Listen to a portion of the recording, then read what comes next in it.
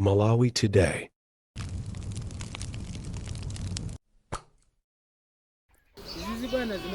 Tikulandireni kulikonse kumene muli pano pa Malawi lero. Ndingofuna nikupasireni ka clip yaka mwamuna mkulu amene mkulu yuto akulongosola nkhani iyeyo akuti ndi wachigawo chapakati ndi mmene mukumuoneramo wavala t-shirt ya DPP ndiye mukulongosola kwake akunena kuti akuti iyeyo si supporter wa DPP mmene mukumuonera mmene wavalira t-shirt sikuti zikutanthauza kuti iyeyo mmene wavala t-shirt imene ndi wa DPP koma akuti t-shirt imene iyi ndiyo gwirira ntchito. Iye akuyankhula mwathamo ndi motumba kunena kuti mchigawo chapakati chonse sikuti anthu muziona ngati kuti kuli DPP idatha kalekale. Akuti DPP idatha kalekale ndipo kumene kukundi kwa MCP basi mchigawo chapakati. Iyeyo tu kaya tinene kuti akufuna atiuze kuti chani koma ndikhulupirira kuti masapota a chipani cha DPP alipo pamalo pano ndipo mutiuze ndinu kuti ndiso tiuze kuti masapota ambiri amene ali pano pa DPP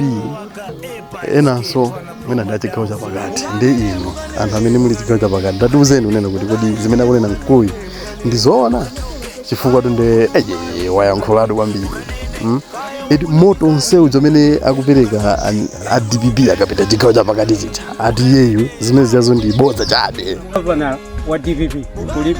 DPP idathaso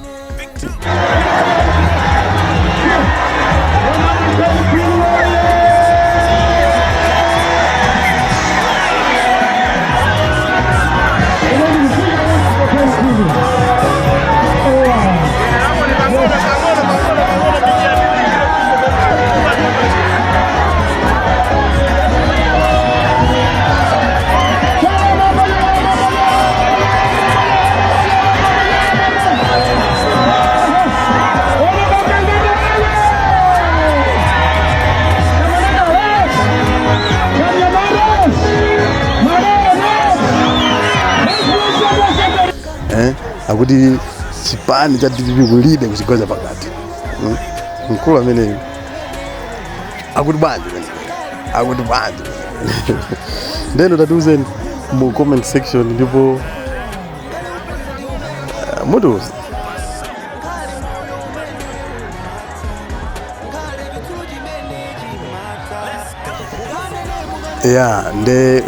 Ndimene ndikukambiramo kuti mkulu amene wayankhula zambiri komano ineyo mukuona kwanga ndikuona ngati kuti mkulu anangokhala overwhelmed kwambiri over excited ndi kamera chifukwa sizoona zimene akukamba mkuluyo kuchita kuyankhula mosindika chonchi mwathamo. Komano chaka chino kuli zinthu ndipo tingokupemphani ife ndi udindo wathu okukumbusani kuti kwa amene sitinalembese tiye ndikalembese zisankho zimene zikubwerazi tisazanamizire kuti iyayi atibera komano ife tingopitengerapo mwayi mu ma videos amene timamasirana pano pakuti tikumemeni kuti tiye ndikalembeseni makatiti ndipo ngati chiti chisankho tiye ndikasankheni azitsogolera amene tikuwafuna tisamangoyankhula tili kunja tisanatengepo udindo olembesa tiye ndikalembeseni akuluakulu tiye ndikalembeseni ndithu tisazasoweza zanamizira tiye ndikalembeseni koma panopa ndikusireni m'manja mwa mkulu amene muone kuti wayankhula motani. izizi bwana zimene ndikuvala ziri kunguvala kuti nzogwirira ntchito koma titatenga kuno kwathu Central Region chigawo chapakati kunoko ndiye kwagona MCP koma sikuti nukukhale kuti muone manifrom amene tinawo sizamasera tindi MP wathu pa budget apa pa maruro ape timati